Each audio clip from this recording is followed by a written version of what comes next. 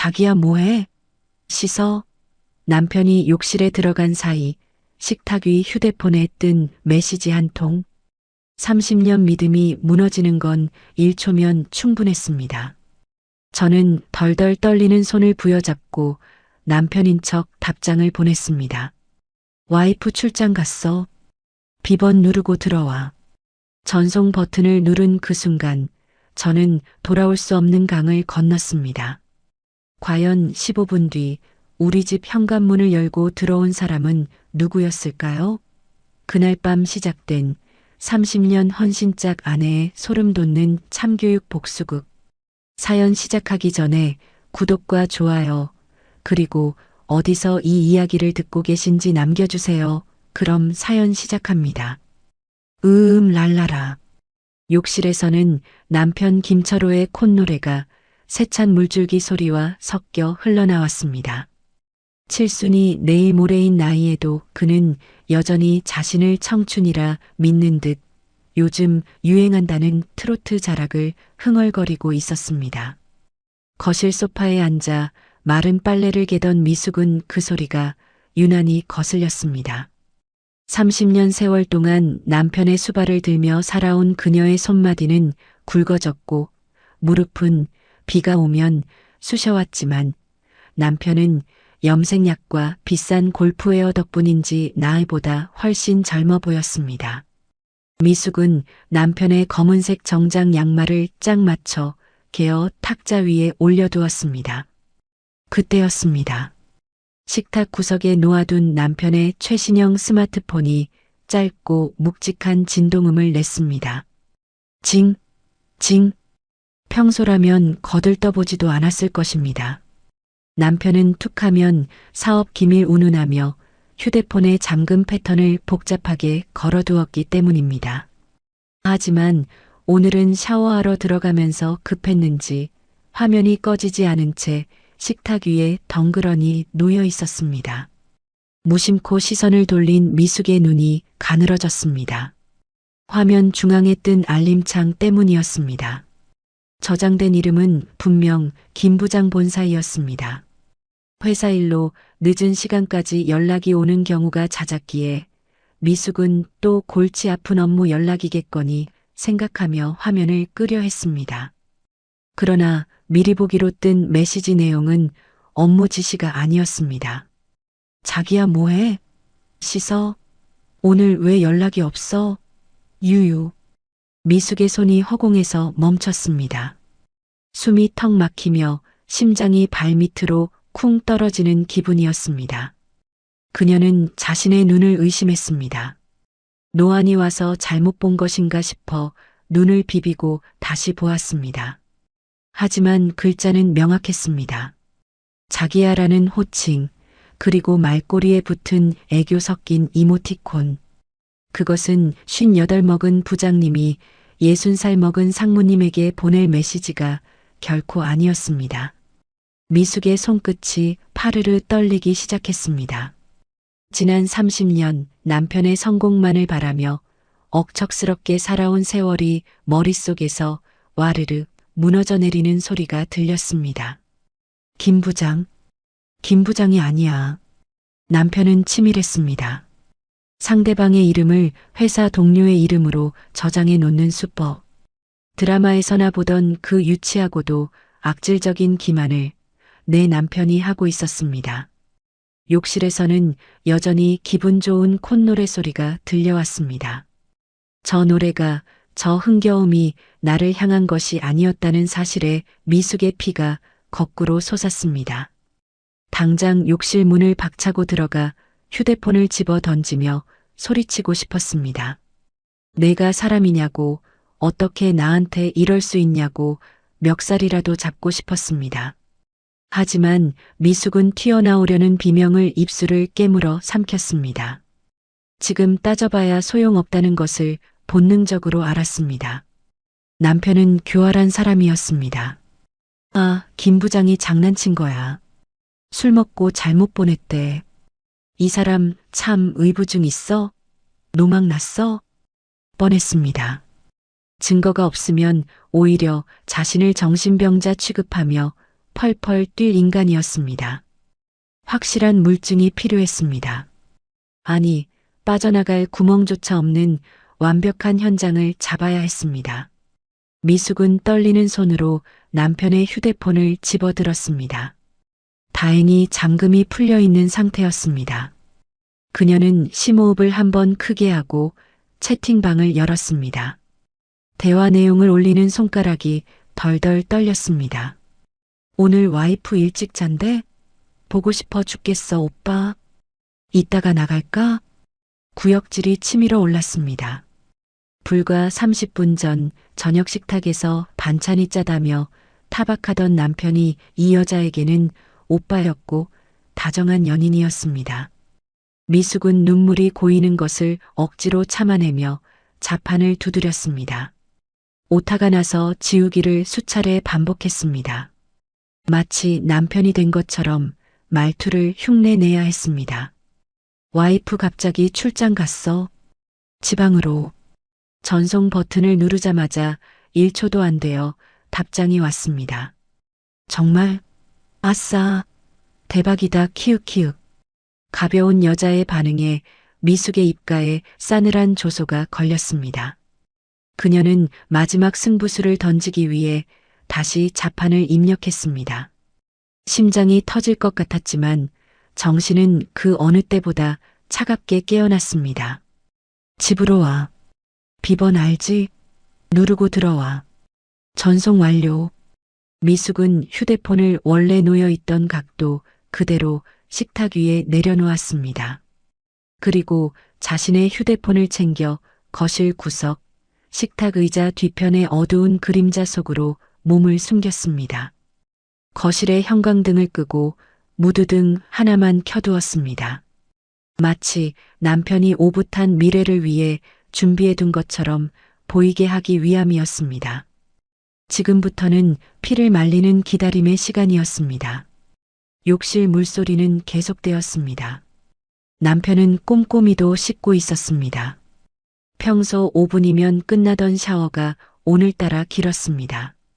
아마도 그 여자를 만날 생각에 구석구석 몸단장을 하고 있는 것이겠지요. 그 사실이 미숙을 더욱 비참하게 만들었습니다. 1분이 지났습니다. 어둠 속에 웅크리고 앉아 현관을 노려보는 미숙의 눈동자가 흔들렸습니다. 만약 오지 않으면 어떡하지?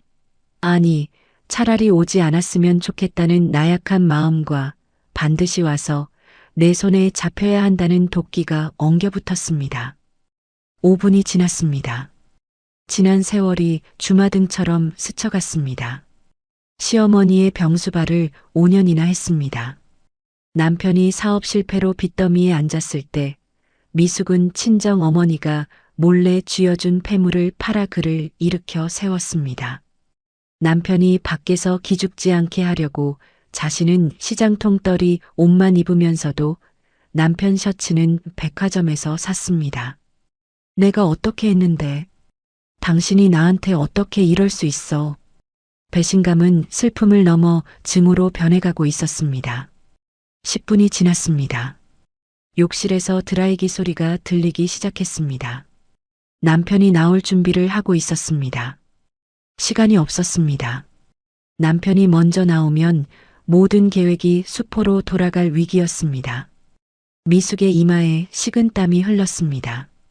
입안이 바짝바짝 말랐습니다. 제발, 제발 지금 와야 해. 14분이 지났을 무렵이었습니다. 딩동 하는 엘리베이터 도착음이 복도 너머에서 희미하게 들렸습니다. 미숙의 온몸에 털이 쭉 뼈섰습니다. 또각, 또각, 또각. 복도를 울리는 발소리. 운동화나 슬리퍼가 아닌 굽 높은 구두 소리였습니다. 발소리는 망설임 없이 미숙의 집 현관문 앞에서 멈췄습니다. 미숙은 숨조차 쉴 수 없었습니다. 식탁 다리를 움켜쥔 손에 핏기가 하나도 없었습니다. 띠띠띠띠.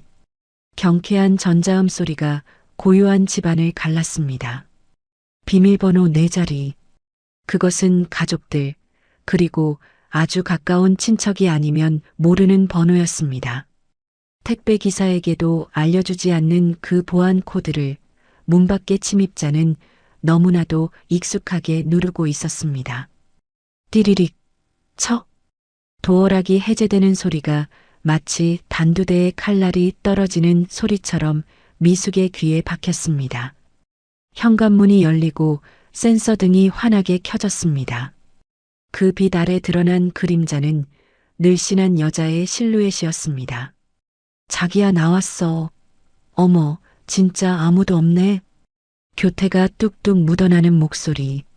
미숙은 그 목소리의 주인을 알고 있었습니다. 설마 아니길 바랐던, 아니 차라리 모르는 술집 여자이길 바랐던 헛된 희망이 산산조각 났습니다. 여자는 익숙하게 신발을 벗어 던지고 거실로 들어왔습니다. 진한 향수 냄새가 훅 끼쳐왔습니다. 미숙이 작년 생일 선물로 남편에게 사주었던, 하지만 남편이 냄새가 독하다며 쓰지 않던 그 브랜드의 향수였습니다. 결국 이 여자에게 주려고 냄새 핑계를 댔던 것이었습니다. 불은 왜 다 껐어? 분위기 잡는 거야? 하여간 늙은 오빠가 더 밝힌다니까. 여자가 킬킬거리며 거실 중앙으로 걸어 들어왔습니다. 손에는 와인 한 병과 케이크 상자가 들려 있었습니다. 제 집 안방인 양 거침없는 태도였습니다. 여자가 소파 쪽으로 다가왔을 때 미숙은 천천히 몸을 일으켰습니다. 그리고 떨리는 손으로 식탁 옆에 있는 스탠드 조명의 다이얼을 끝까지 돌렸습니다. 탁! 갑작스러운 빛에 여자가 눈을 찡그리며 멈춰 섰습니다. 그리고 빛이 쏟아지는 그곳에는 사랑하는 오빠가 아닌 머리를 질끈 묶고 앞치마를 두른 본처 한미숙이 서 있었습니다. 그녀의 눈은 분노로 시뻘겋게 충혈되어 있었습니다. 어머, 사모님? 여자의 얼굴에서 웃음기가 순식간에 증발했습니다. 들고 있던 케이크 상자가 바닥으로 툭 떨어졌습니다. 짙은 화장, 몸매가 훤히 드러나는 원피스, 그리고 공포로 질린 눈동자. 그녀는 김철호의 수행비서 최지수였습니다. 미숙이 명절 때마다 타지에서 고생한다며 반찬을 챙겨주고 딸처럼 여기며 살갑게 대했던 바로 그 최지수 대리였습니다. 지수 씨, 내가 여길 왜? 아니, 비밀번호는 어떻게 알고 들어오니? 미숙의 목소리는 지옥 밑바닥에서 긁어올린 듯 낮고 차가웠습니다. 지수는 입술을 달달 떨며 뒷걸음질 쳤습니다. 아니 그게... 저기 사모님, 그게 아니고요. 그때였습니다. 욕실 문이 벌컥 열리며 김철호가 튀어나왔습니다. 누구 왔어? 밖이 왜 이렇게 소란스러워? 헉! 중요 부위만 겨우 수건으로 가린 채 나오던 김철호는 그대로 얼어붙었습니다. 거실 한가운데 서 있는 최지수, 그리고 그 맞은편에서 귀신처럼 노려보고 있는 아내 미숙. 세 사람 사이에 숨막히는 정적이 흘렀습니다. 김철호의 눈동자가 팽팽 돌아갔습니다. 당황함과 공포, 그리고 쪽팔림이 뒤섞인 얼굴이었습니다. 하지만 미숙은 보았습니다. 찰나의 순간 남편이 지수에게 보내는 눈빛을, 그것은 수습해라는 비겁한 신호였습니다. 뻔뻔함으로 무장한 남편이 먼저 적반하장으로 소리를 질렀습니다. 아니, 최 대리, 내가 급한 서류 가져오라고 했다고 밤중에 집까지 쳐들어오면 어떡해? 사모님 놀라게. 미숙의 입이 딱 벌어졌습니다. 팬티 한 장 안 입은 알몸으로 와인을 들고 온 여직원에게 할 소리인가. 인간의 밑바닥을 보는 기분이었습니다. 그러자 최지수도 기다렸다는 듯 태세를 전환했습니다. 죄송합니다, 상무님. 결제가 너무 급해서. 제가 비밀번호는 아까 전화로 여쭤봤는데 사모님이 계실 줄은 꿈에도 몰랐어요. 거짓말. 새빨간 거짓말. 미숙은 치밀어 오르는 분노에 온몸이 사시나무 떨듯 떨렸습니다. 이들은 지금 나를 바보 천치로 알고 있구나. 눈앞에서 벌어진 불륜 현장조차 말도 안 되는 연극으로 덮으려 하는구나.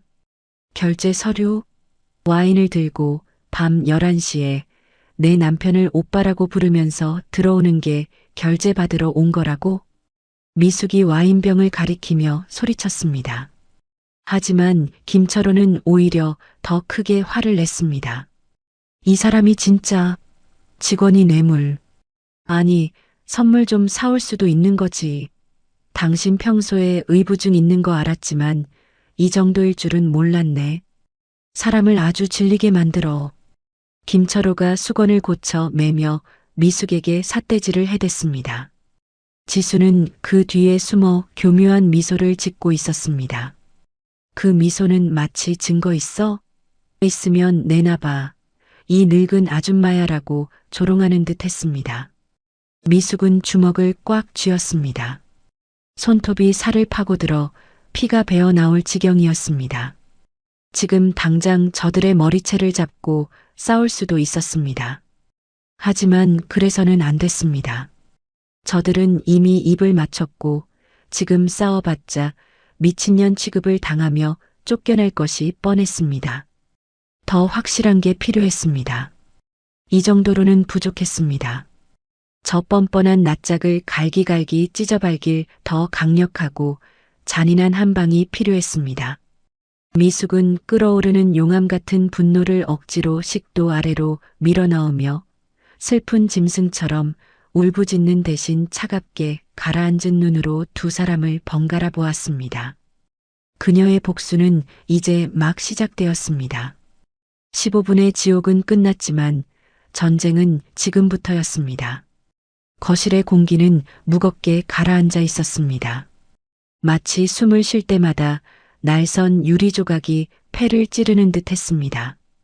김철호는 허리에 수건 한 장만 위태롭게 두른 채 씩씩거리고 있었고 최지수는 그 뒤에서 겁먹은 표정을 짓고 있었지만 눈빛만은 형형하게 살아 있었습니다. 미숙은 그 기막힌 광경을 보며 입술을 깨물었습니다. 분노가 정수리 끝까지 차올랐지만 지금 이 순간 감정을 터뜨리면 지는 것이라는 생각이 본능적으로 스쳤습니다. 여보, 당신 지금 제정신이야? 적반하장도 유분수지. 김철호가 먼저 소리를 질렀습니다. 그의 목소리는 쩌렁쩌렁했지만 그 속에는 들켰다는 당혹감을 감추기 위한 과장된 몸짓이 섞여 있었습니다. 제정신이 아닌 건 당신이죠. 벌거벗고 나와서 젊은 여비서랑 마주하고 서 있는 게 제정신인 사람 태도예요? 미숙이 떨리는 목소리로 쏘아붙였습니다. 그러자 김철호는 콧방귀를 뀌며 수건 매듭을 고쳐맸습니다. 참. 내가 샤워하다가 급한 결제건 때문에 직원 불렀다고 했잖아. 집에서 편하게 씻지도 못해? 그리고 최 대리, 자네도 그래. 아무리 급해도 그렇지 밤늦게 남의 집에 불쑥 들어오면 어떡해? 내 마누라가 오해하잖아.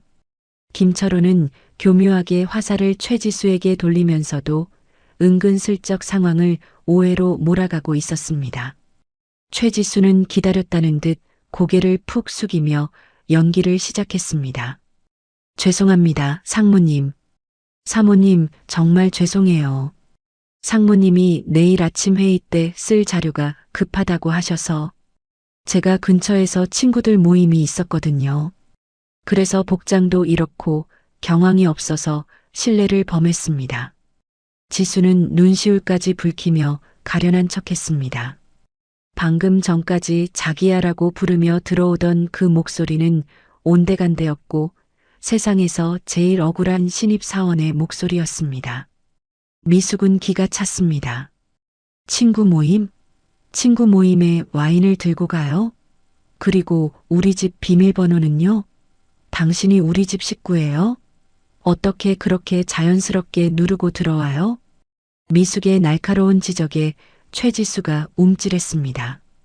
하지만 김철호가 곧바로 치고 들어왔습니다. 그는 미숙에게 성큼성큼 다가와 삿대질을 해댔습니다. 아, 진짜 이 여자가 왜 이래? 당신 건망증 있어? 치매야? 뭐라고요? 치매? 그래. 내가 아까 전화해서 말했잖아. 최 대리 보낼 테니까 문 좀 열어주라고. 당신이 알겠다고 해놓고선 이제 와서 딴소리야? 나 참, 내가 밖에서 뼈 빠지게 일해서 벌어다 주니까 집구석에서 편하게 늙어가면서 머리가 어떻게 된 거 아니야? 김철호의 고함 소리에 미숙은 말문이 막혔습니다. 전화? 그런 전화는 받은 적이 없었습니다. 하지만 김철호의 표정은 너무나도 당당했습니다. 마치 미숙이 진짜로 기억을 잃은 환자인 것처럼 몰아세우는 그의 기세에 미숙은 순간적으로 내가 정말 전화를 받았나? 하고 스스로를 의심할 뻔했습니다.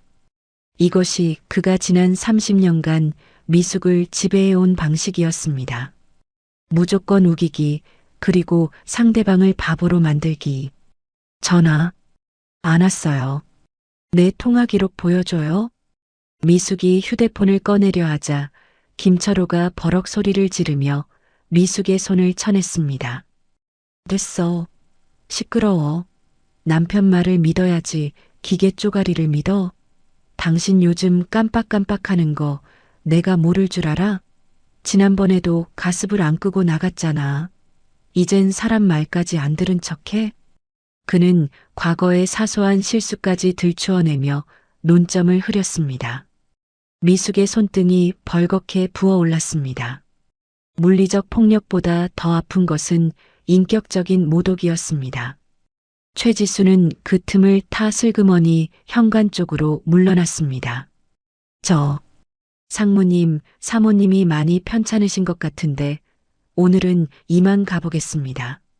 결제는 내일 회사에서. 그래. 최 대리 미안하게 됐네. 우리 집사람이 요즘 갱년기 우울증이 심해서 그래. 이해해. 김철호는 혀를 차며 미숙을 노려보았습니다. 지수는 신발을 신으며 미숙을 힐끔 쳐다보았습니다. 그 눈빛, 미숙은 보았습니다. 찰나의 순간 지수의 입꼬리가 비릿하게 올라가는 것을. 그것은 승자의 여유였고 늙고 초라한 본처를 향한 명백한 조롱이었습니다. 두고 보자, 늙은 아줌마. 오빠는 내 거야. 지수의 눈빛은 그렇게 말하고 있었습니다. 현관문이 닫히고 도어락이 잠기는 소리가 들리자 집안에는 다시 무거운 침묵이 내려앉았습니다. 김철호는 그제야 안심이 되는지 긴 한숨을 내쉬며 소파에 털썩 주저앉았습니다. 아이고, 내 팔자야. 밖에서 일에 치이고 들어오면 집에서라도 좀 쉬어야지. 이게 무슨 꼴이야? 그는 마치 자신이 피해자인 양 투덜거렸습니다. 미숙은 부들부들 떨리는 다리를 겨우 지탱하며 남편 앞에 섰습니다.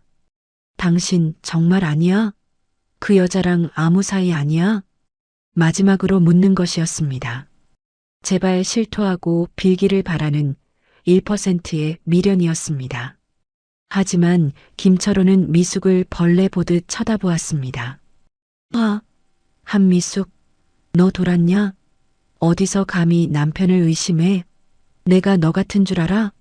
집에서 밥이나 축 내니까 세상이 다 내 수준으로 보이지? 말 함부로 하지 마요. 내가 당신 빚 갚아주고 어머니 병수발 들 때 당신은 뭐 했어요?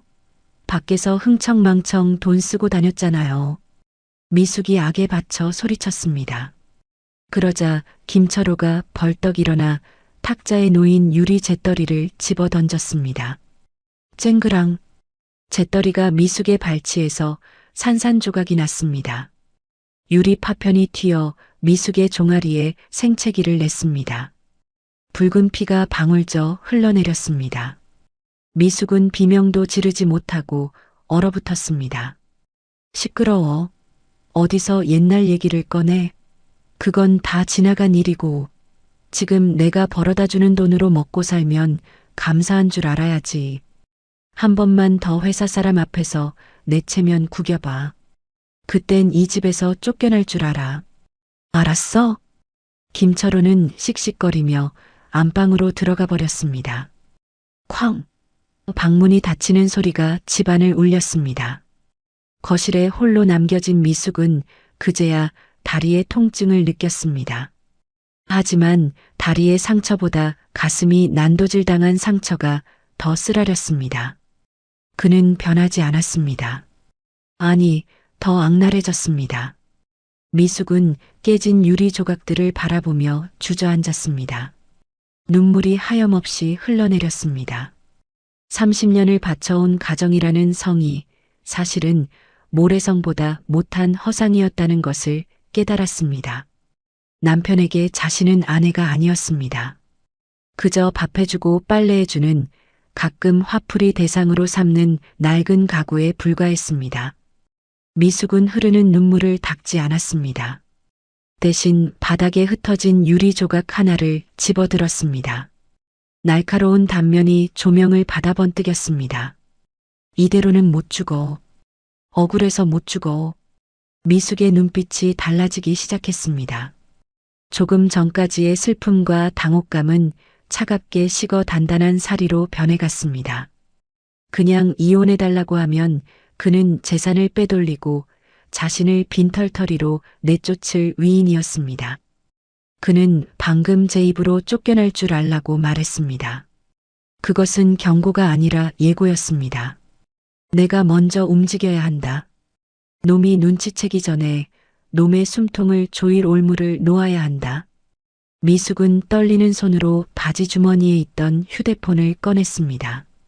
그리고 저장된 번호 하나를 찾았습니다. 아들 민재.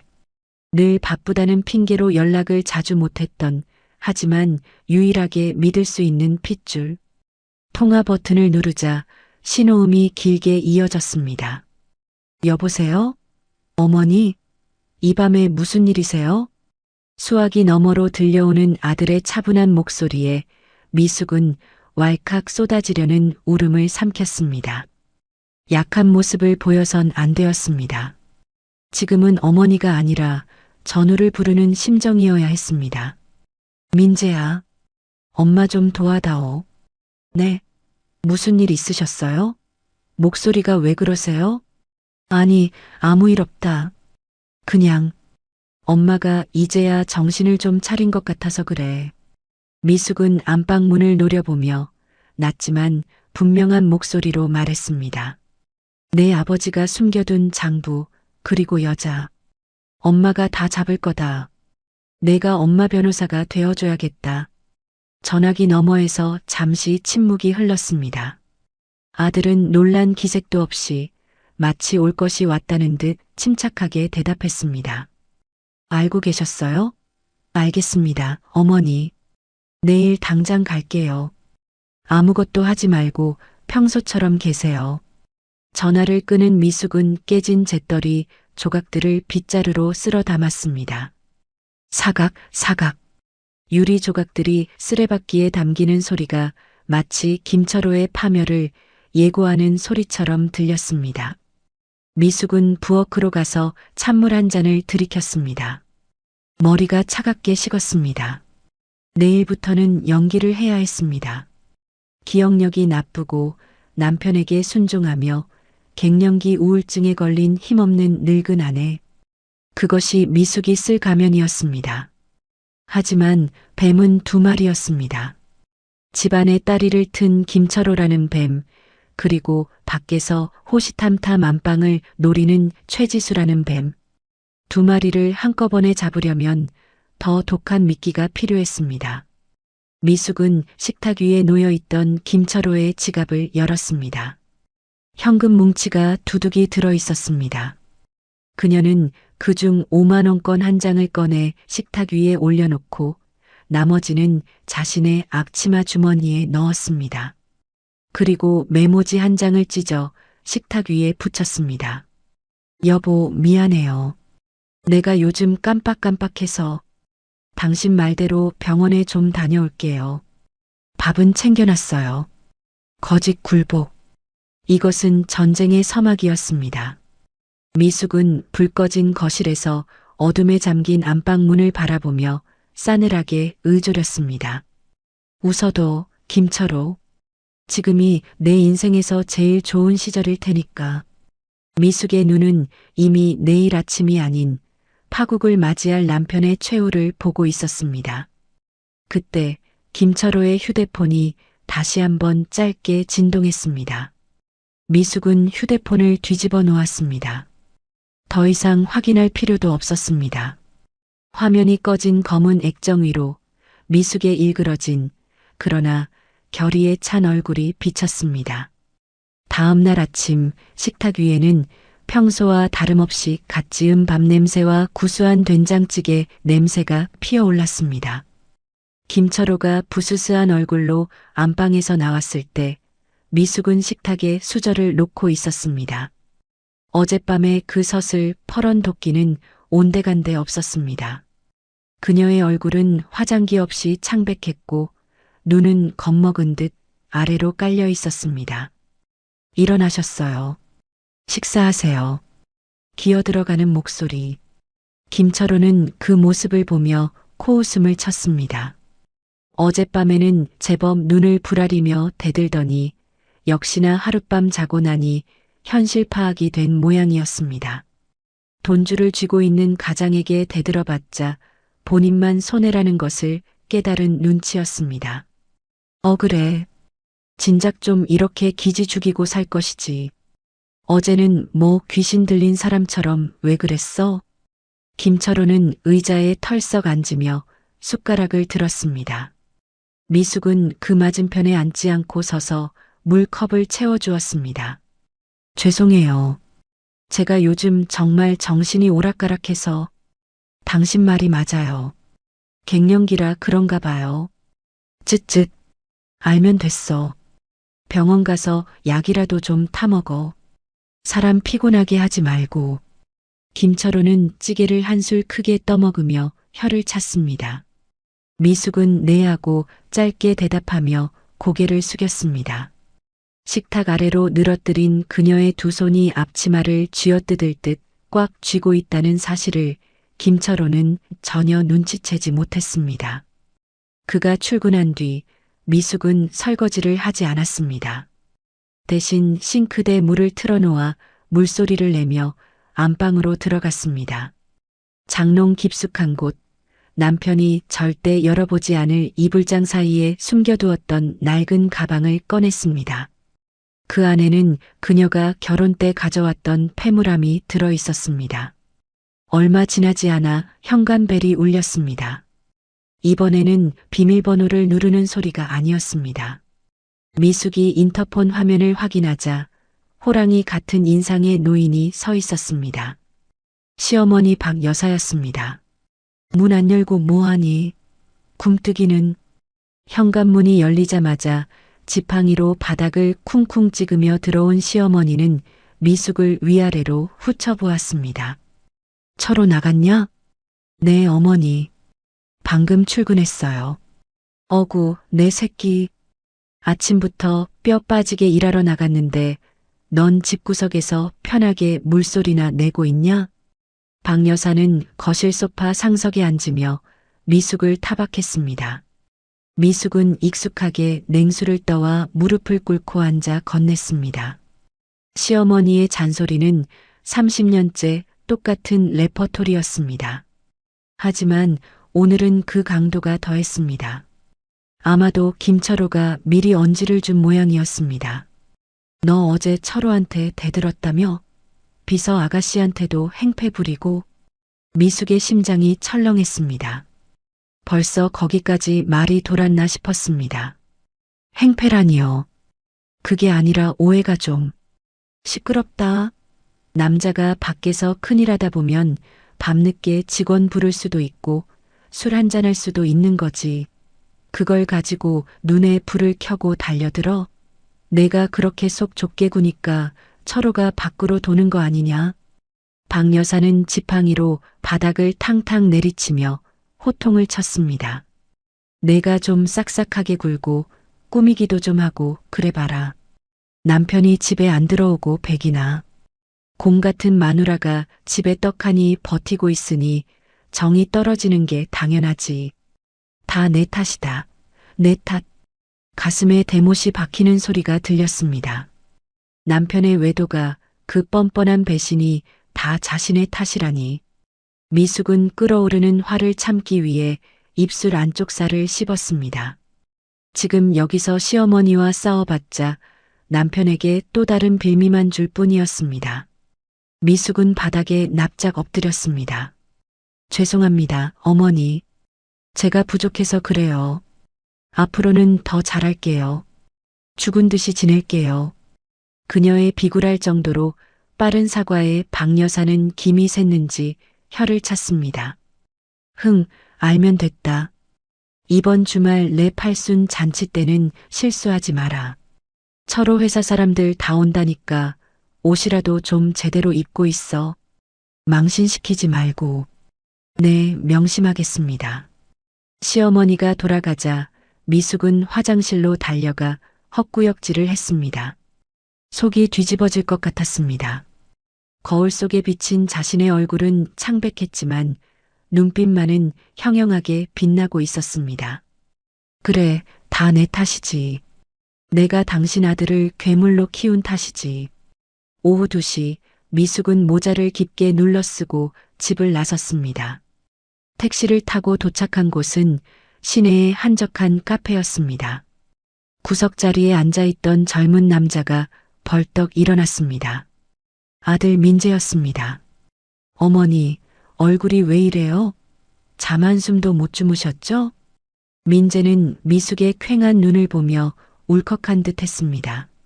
미숙은 아들의 손을 꼭 잡았습니다. 난 괜찮다. 그보다 알아봤니? 민재는 주위를 살피더니 가방에서 두툼한 서류 봉투와 작은 상자들을 꺼냈습니다. 변호사님 만났어요. 아버지 유책 사유가 확실해서 이혼 소송하면 승산은 있어요. 하지만 재산 분할을 제대로 받으려면 아버지가 재산을 은닉한 정황을 찾아야 해요. 그리고 이건 민재가 작은 상자를 열자 손톱만한 크기의 검은 기계들이 보였습니다. 초소형 녹음기예요. 차량용이랑 거실용이요. 배터리는 3일 정도 가니까 아버지 차 조수석 밑이랑 거실 소파 틈새에 넣어두세요. 그리고 이건 위치 추적기인데 아버지 차 트렁크 매트 아래에 붙이시면 돼요. 아들의 목소리는 떨리고 있었습니다. 존경해야 할 아버지를 감시하는 도구를 어머니에게 건네주는 아들의 심정이 오죽할까? 미숙은 아들의 어깨를 토닥였습니다. 고맙다, 민재야. 내가 있어서 엄마가 용기를 낸다. 엄마가 이번에는 절대 그냥 안 넘어갈 거야. 내 아빠가 우리를 기만하고 빼돌린 것들 다 찾아올 거야. 집으로 돌아온 미숙은 민재가 알려준 대로 움직였습니다. 남편이 퇴근하기 전 차고에 주차된 남편의 제네시스 승용차 보조키를 이용해 조수석 시트 및 깊숙한 곳에 녹음기를 부착했습니다. 거실 소파 틈새, 남편이 주로 앉는 자리 근처에도 하나를 심어두었습니다. 그날 저녁 김철호는 일찍 들어왔습니다. 기분이 좋아 보였습니다. 어이 마누라, 나 배고프다. 밥 줘. 그는 미숙을 하녀 부르듯 불렀습니다. 미숙은 군말 없이 상을 차렸습니다. 김철호는 밥을 먹으며 누군가와 통화를 했습니다. 김 부장. 그래, 이번 주말 행사 준비는 잘 돼가나? 걱정 말라니까. 우리 집사람? 아유, 찍소리도 못해. 그냥 집에 있는 가구지 뭐. 알아서 기니까 신경 쓸 거 없어. 눈앞에 있는 아내를 투명 인간 취급하며 내뱉는 말들. 미숙은 국을 뜨는 척하며 그 모든 말을 마음에 새겼습니다. 가구. 그래, 나는 당신에게 말 없는 가구였지. 하지만 가구가 무너지면 당신도 깔려 죽는다는 걸 보여주마. 사흘 뒤 미숙은 남편이 출근한 사이 차에 설치해둔 녹음기를 수거했습니다. 민재의 노트북으로 파일을 옮겨 재생 버튼을 눌렀습니다. 치직, 치지직. 잡음 사이로 남편의 목소리와 그 여자 최지수의 목소리가 선명하게 들려왔습니다. 차 안에서 나누는 미래였습니다. 자기야, 그 늙은 여편네 아직도 눈치 못 챘어? 아유, 말도 마. 멍청해서 내가 한번 꽥 소리 지르니까 깨갱하더라고. 밥 차려주는 거 보면 아주 가관이야. 노예가 따로 없어. 최지수의 깔깔거리는 웃음소리가 스피커를 찢을 듯 울렸습니다. 근데 오빠, 언제 정리할 거야? 나 기다리다 늙어 죽겠어. 좀만 기다려. 이번 주말에 우리 어머니 팔순 잔치 있잖아. 그거 끝나면 바로 서류 들이밀 거야. 어머니도 허락하셨어. 너 들어오면 아들 낳아줄 거라고 하니까 아주 좋아하시더라. 미숙의 손이 멈췄습니다. 숨이 턱 막혀왔습니다. 시어머니, 아까 낮에 와서 내 탓이다라고 했던 그 말이 단순히 며느리 군기를 잡는 게 아니었습니다. 이미 아들과 짜고 며느리를 내쫓을 계획을 세우고 있었던 것입니다. 아들, 대를 이어야 한다는 그 핑계로 조강지철을 헌신짝처럼 버리기로 합의가 끝난 상태였습니다. 진짜? 어머니 짱이다. 그럼 그 아줌마는 빈몸으로 쫓겨나는 거야? 당연하지. 내가 재산 다 지수 4명의로 된 오피스텔이랑 차명 계좌로 돌려놨잖아. 위자료 줄 돈이 어디 있어? 10원 한 장 못 주지. 30년 밥값 했다고 칠하지 뭐. 녹음기 속의 김철호는 악마였습니다. 아니, 악마도 이보다는 덜 비열할 것입니다. 미숙의 눈에서 뜨거운 눈물이 주르륵 흘러내렸습니다. 슬픔이 아니었습니다. 그것은 사리에 가까운 분노였습니다. 그래, 10원 한 장 못 주겠다고. 미숙은 눈물을 손등으로 거칠게 닦아냈습니다. 이제 망설임은 사라졌습니다. 그녀는 자리에서 벌떡 일어났습니다. 위치 추적기 앱을 켰습니다. 남편의 차는 회사 주차장이 아닌 강남의 한 고급 오피스텔 주차장에 멈춰 있었습니다. 최지수 명의로 되어 있다는 바로 그곳이었습니다. 미숙은 옷장을 열어 가장 눈에 띄지 않는 검은색 코트를 꺼내 입었습니다. 마스크로 얼굴을 가리고 가방에는 민재가 준 고성능 캠코더를 챙겼습니다. 택시를 타고 도착한 오피스텔 앞. 으리으리한 신축 건물이 위압적으로 서 있었습니다. 미숙은 건물 맞은편 화단 뒤에 몸을 숨겼습니다. 1시간쯤 지났을까 지하 주차장 입구에서 남편의 차가 나오는 것이 보였습니다. 조수석에는 최지수가 타고 있었습니다. 창문이 열려 있어 두 사람의 모습이 선명하게 보였습니다. 김철호가 운전대를 잡은 손으로 최지수의 볼을 쓰다듬고 있었습니다. 두 사람은 세상 무엇보다 행복해 보였습니다. 미숙이 30년 동안 아끼고 절약해서 모은 돈으로 그들은 호의호식하며 사랑 노름을 하고 있었습니다. 미숙은 떨리는 손으로 캠코더의 녹화 버튼을 눌렀습니다. 줌을 당기자 두 사람의 희희낙낙하는 표정이 화면 가득 잡혔습니다. 차가 지나가고 난 뒤 미숙은 오피스텔 로비로 들어갔습니다. 경비원이 자리를 비운 사이 우편함을 살폈습니다. 1503호 최지수. 우편함 틈새로 삐져나온 고지서 하나가 보였습니다. 관리비 명세서였습니다. 미숙은 주위를 살피고 재빨리 명세서를 뽑아 가방에 넣었습니다. 그리고 엘리베이터를 타고 15층으로 올라갔습니다. 복도 끝 1503호. 문 앞에 선 미숙은 문에 귀를 대보았습니다. 아무 소리도 들리지 않았지만 문고리를 잡은 손에는 힘이 들어갔습니다. 여기가 내 돈으로 산 내년의 집이구나. 미숙은 휴대폰을 꺼내 현관문과 호수가 보이게 사진을 찍었습니다. 그리고 준비해온 포스트잇 한 장을 꺼냈습니다. 빨간색 펜으로 쓴 글씨가 섬뜩하게 빛났습니다. 팔순 잔치 선물 기대해. 미숙은 그 포스트잇을 초인종 카메라 렌즈 위에 딱 붙였습니다. 엘리베이터를 타고 내려오는 미숙의 심장은 더 이상 두근거리지 않았습니다. 대신 차가운 기계처럼 규칙적으로 그리고 강하게 뛰고 있었습니다. 집으로 돌아오는 길 미숙은 남편에게 문자를 보냈습니다. 여보, 주말 어머님 잔치 준비 완벽하게 해놨어요. 당신도 기대해요. 1분 뒤 남편에게서 답장이 왔습니다. 그래, 수고해. 역시 당신밖에 없어. 가소로운 문자였습니다. 미숙은 휴대폰 화면을 보며 서늘하게 웃었습니다. 그래, 나밖에 없지. 당신을 지옥으로 보내줄 사람은. 디데이. 모든 준비는 끝났습니다. 이제 폭탄의 뇌관을 터뜨릴 시간만 남았습니다. 미숙은 거실 달력에 붉은 동그라미가 쳐진 날짜, 어머님 팔순이라는 글자를 손가락으로 천천히 쓰다듬었습니다. 그날은 시어머니의 생신 잔치이자 김철호와 최지수 그리고 탐욕스러운 시댁 식구들의 장례식이 될 것이었습니다. 미숙은 안방으로 들어가 남편이 아끼는 최고급 양복을 꺼냈습니다. 그리고 가위를 들었습니다. 양복의 안감, 보이지 않는 곳을 아주 살짝 가위질했습니다.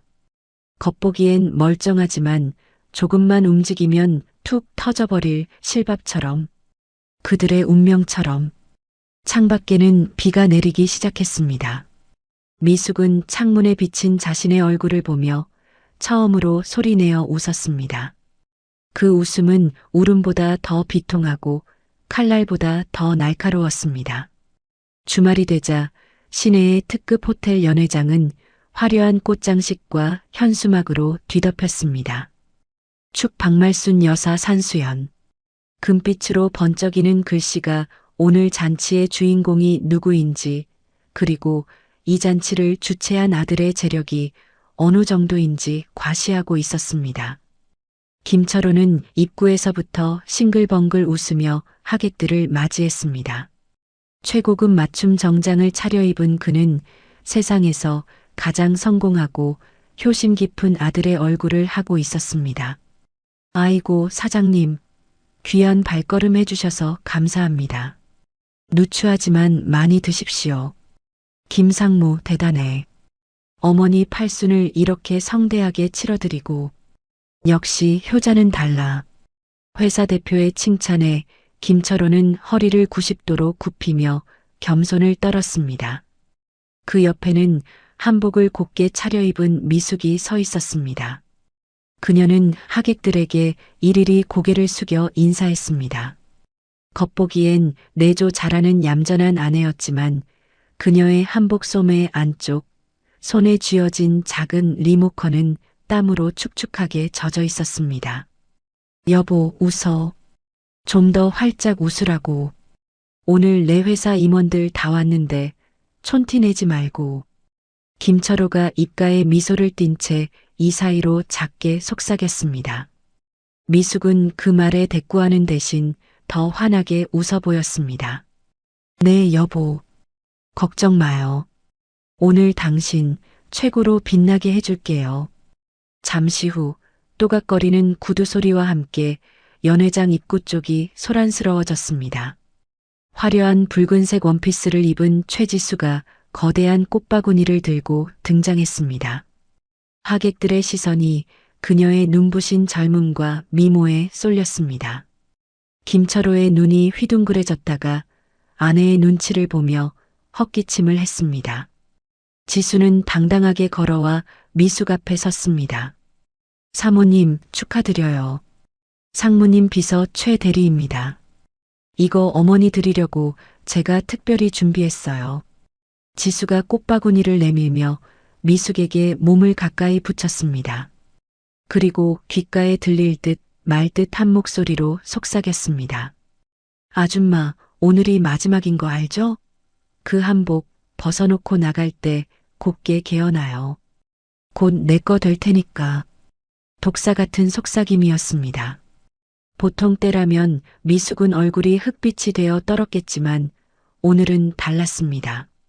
미숙은 지수의 눈을 똑바로 쳐다보며 온화하게 웃었습니다. 그리고 꽃바구니를 받아들며 큰 소리로 말했습니다. 어머, 최 대리. 고마워요. 우리 그이가 아끼는 직원이라 그런지 센스가 남다르네요. 바쁜데 와줘서 정말 고마워요. 꼭 끝까지 보고 가요. 아주 재밌을 거니까.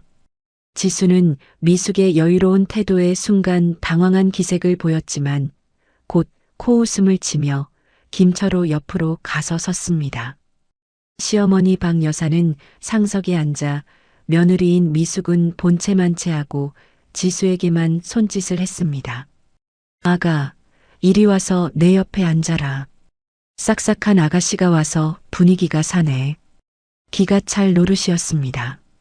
며느리를 투명 인간 취급하고 내연녀를 옆에 끼고 앉은 시어머니와 남편.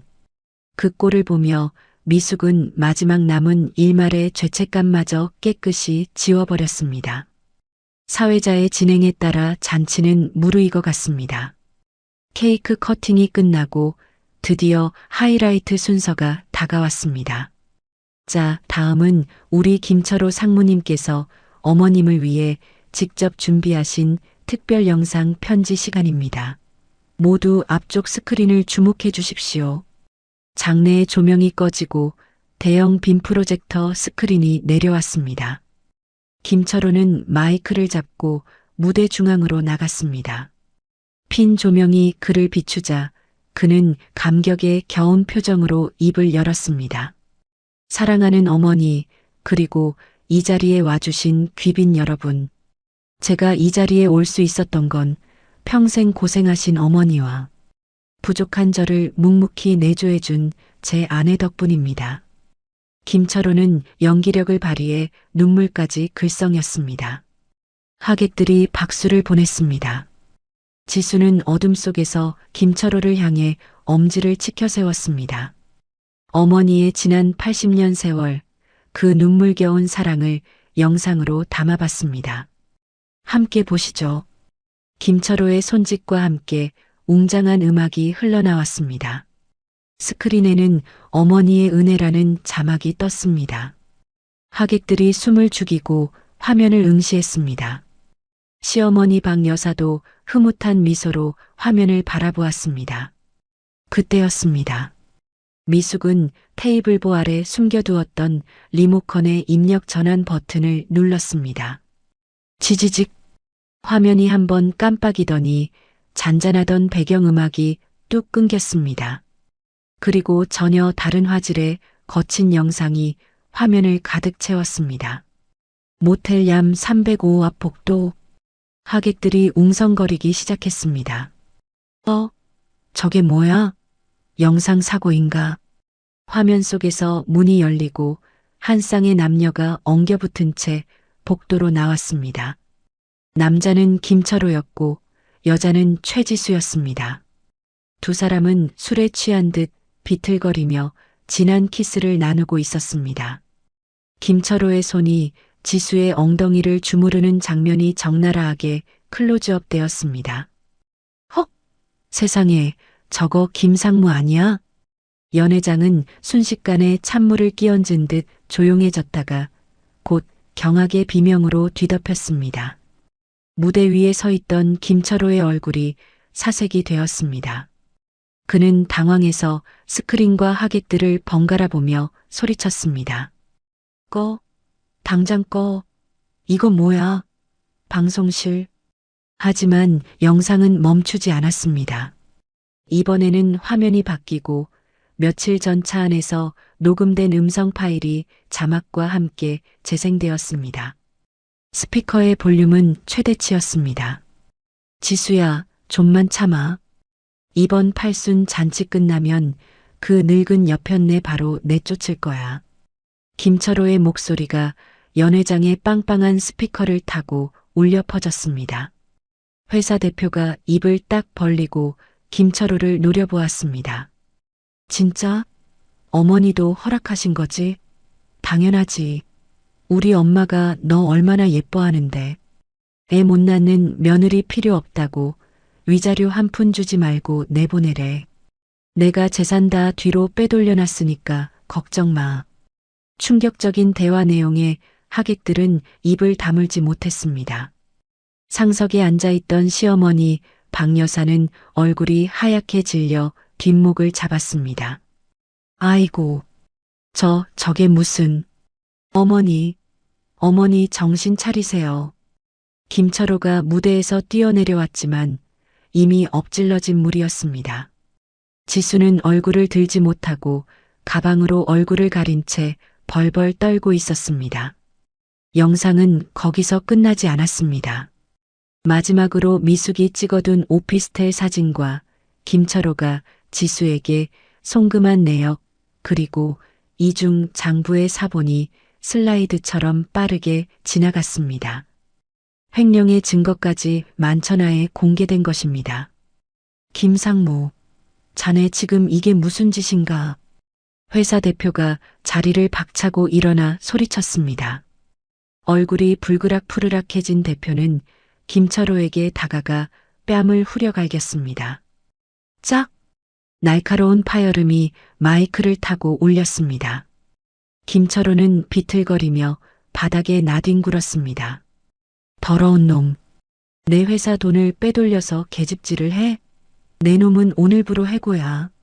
당장 내 눈앞에서 꺼져. 사장님, 오해입니다. 이건 조작된 겁니다. 저 여자가 미쳐서 꾸민 짓입니다.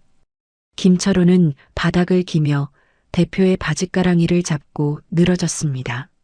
하지만 경호원들이 달려와 그를 끌어냈습니다. 아수라장이 된 연회장 한가운데 미숙은 홀로 고요히 서 있었습니다. 그녀는 천천히 마이크를 집어들었습니다. 웅성거림이 잦아들고 모든 시선이 그녀에게 집중되었습니다.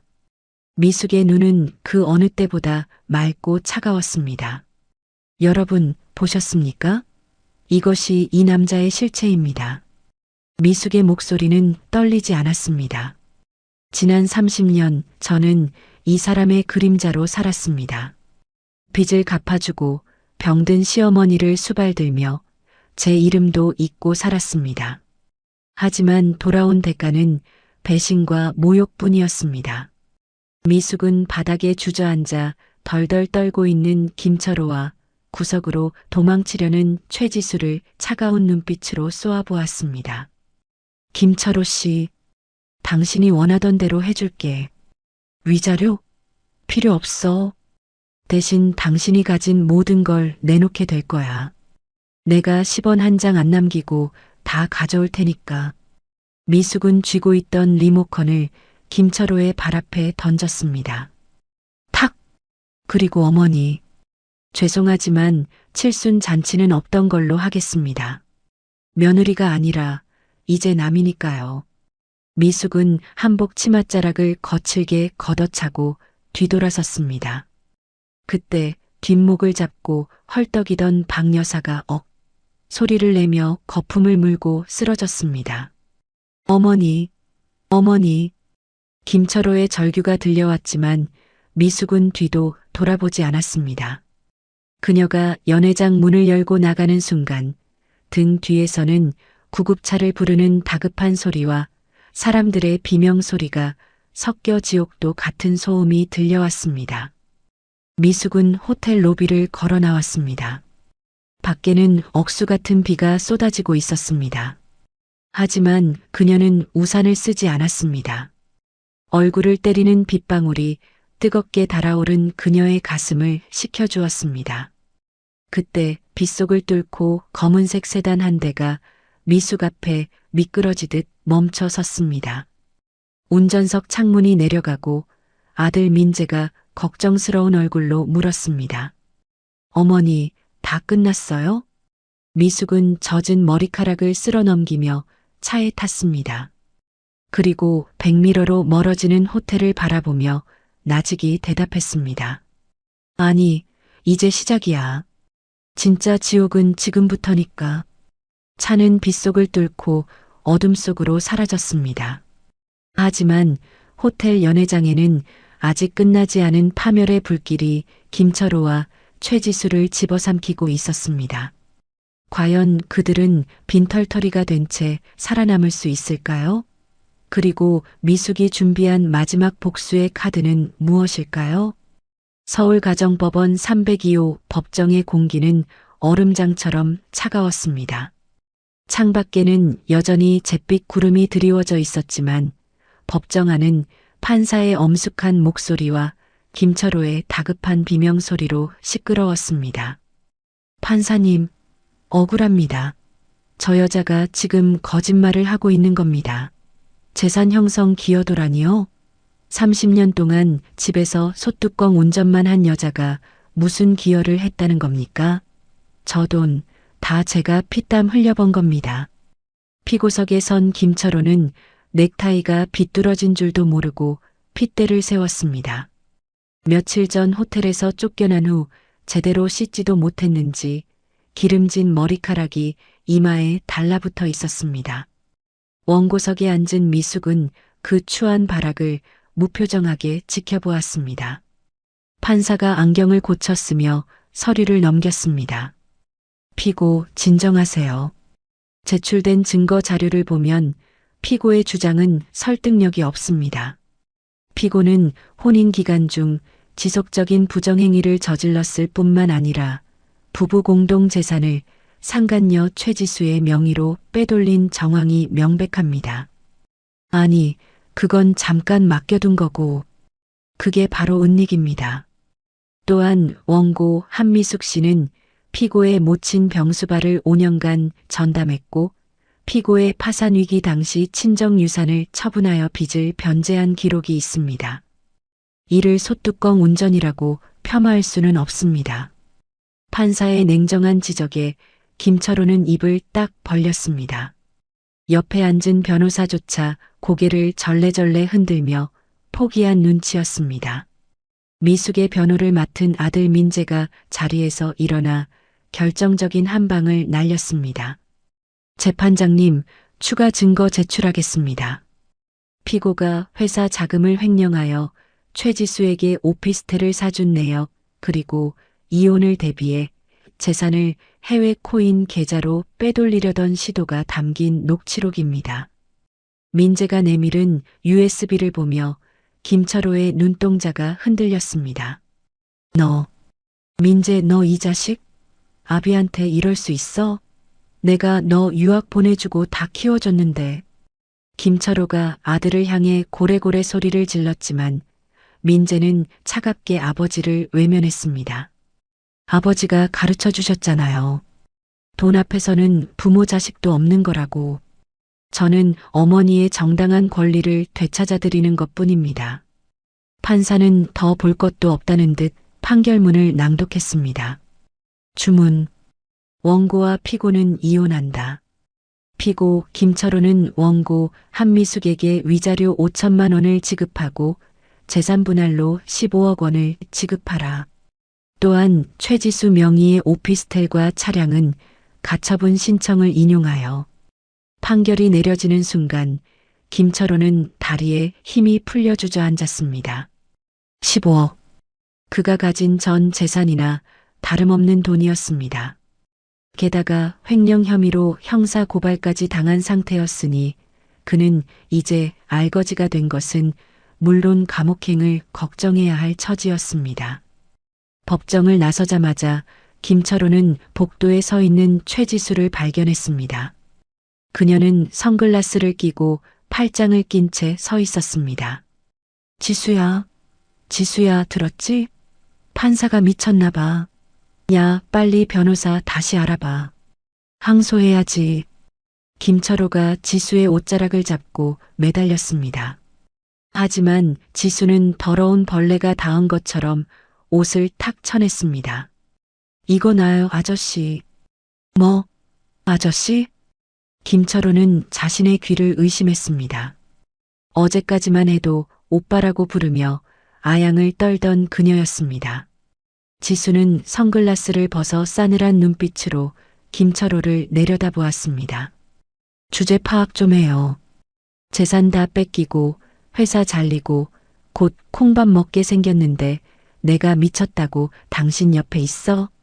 우리 깨끗하게 끝내요. 최지수, 너 내가 사준 가방이 몇 개고 오피스텔이 얼만데. 내가 널 어떻게 사랑했는데. 사랑? 웃기지 마. 난 당신 돈을 사랑한 거지. 배 나온 할아버지를 사랑한 게 아니라고요. 그리고 오피스텔? 그거 가처분 걸려서 나도 빈털터리로 쫓겨나게 생겼어. 재수옴 붙었네 진짜. 지수는 가방에서 서류 봉투 하나를 꺼내 김철호의 가슴팍에 던졌습니다. 당신이 맡겨둔 차명 계좌 비밀번호야. 근데 그거 알죠? 미숙 사모님이 이미 압류 걸어놔서 10원도 못 빼는 거. 잘 먹고 잘 살아요, 늙은이. 지수는 또각거리는 구두 소리를 내며 뒤도 돌아보지 않고 떠났습니다. 김철호는 멍하니 그녀의 뒷모습을 바라보다가 복도 바닥에 엎드려 통곡했습니다. 으악, 내 돈, 내 인생, 지수야, 여보, 미수가. 그의 비참한 울음소리가 법원 복도에 메아리 쳤지만 아무도 그를 거들떠보지 않았습니다. 미숙은 민재의 부축을 받으며 그 곁을 스쳐 지나갔습니다. 김철호가 미숙의 바짓단을 잡으려 손을 뻗었지만 미숙은 멈추지 않았습니다. 그녀의 구두는 단 한 번의 머뭇거림도 없이 출구를 향했습니다. 1년 후 도심 외곽의 허름한 인력사무소 앞, 새벽 찬 바람이 부는 거리에 남루한 옷차림의 사내들이 모닥불 주위에 웅크리고 앉아 있었습니다. 그 틈에 김철호도 섞여 있었습니다. 염색을 하지 않아 백발이 성성한 머리, 기름기 빠진 푸석한 얼굴, 초점 없는 눈동자. 예전에 위풍당당하던 김상무의 모습은 어디에도 없었습니다. 김씨, 오늘 공사장 잡부자리 하나 났어. 갈 거야? 소장의 말에 김철호는 허겁지겁 고개를 끄덕였습니다. 갑니다. 가요. 제발 써주십시오. 일당 13만 원. 예전 같으면 술값 팁으로나 주던 돈을 벌기 위해 그는 시멘트 포대를 날라야 했습니다. 횡령죄로 집행유예를 선고받았지만 벌금을 내느라 남은 돈을 모두 탕진했고 업계에 소문이 나서 재취업은 꿈도 꿀 수 없었습니다. 가족도 돈도 젊은 애인도 모두 사라진 그에게 남은 것은 늙고 병든 육신뿐이었습니다. 점심시간 김철호는 먼지 구덩이에 앉아 컵라면을 불려 먹고 있었습니다. 국물에 밥을 말아 넘기려는데 맞은편 도로에 고급 세단 한 대가 신호를 대기하고 있는 것이 보였습니다. 차창 너머로 우아한 중년 여성이 보였습니다. 운전석에 젊은 남자와 웃으며 대화를 나누는 모습이 너무나 행복해 보였습니다. 김철호는 젓가락을 멈추고 눈을 가늘게 떴습니다. 미숙이 그녀였습니다. 1년 전보다 훨씬 젊고 세련된 모습이었습니다. 피부는 윤기가 흘렀고 옷차림은 기품이 넘쳤습니다. 운전석의 민재도 든든한 아들의 모습 그 자체였습니다. 두 사람은 무엇이 그리 즐거운지 활짝 웃고 있었습니다. 빵! 신호가 바뀌고 차가 부드럽게 출발했습니다. 김철호는 컵라면 용기를 든 채 멍하니 그 차가 사라진 곳을 바라보았습니다. 후회가 밀물처럼 밀려왔습니다. 따뜻한 밥상, 다려진 셔츠, 자신을 기다려주던 아내의 온기. 그 모든 천국을 제 발로 걷어차고 지옥으로 떨어진 것은 바로 자신이었습니다. 김씨, 뭐해? 빨리 안 먹고. 반장의 호통 소리에 김철호는 화들짝 놀라 컵라면 국물을 들이켰습니다. 짜고 매운 국물이 식도를 타고 내려가며 가슴을 후벼 팠습니다. 눈물인지 콧물인지 모를 것이 뚝뚝 떨어져라면 국물 위로 번졌습니다. 같은 시각 공항 출국장. 미숙은 여권을 손에 쥐고 민재를 바라보았습니다. 엄마, 정말 혼자 가셔도 괜찮겠어요? 민재가 걱정스러운 듯 물었습니다. 미숙은 아들의 옷깃을 여며주며 환하게 웃었습니다. 그럼 이제야 진짜 내 인생을 찾으러 가는 건데 너도 장가갈 준비해야지. 언제까지 엄마 꽁무니 따라다닐래? 그래도 유럽은 처음이시잖아요. 괜찮아. 길 잃으면 어때? 예전에는 집이라는 감옥에 갇혀서 길을 잃을 일조차 없었잖니. 이제는 길 좀 잃어보고 싶다. 헤매기도 하고 낯선 곳에서 밥도 먹어보고. 미숙의 얼굴에는 더 이상 김철호의 아내 혹은 민재 엄마라는 꼬리표가 보이지 않았습니다. 오롯이 한미숙이라는 한 사람의 여자가 서 있었습니다.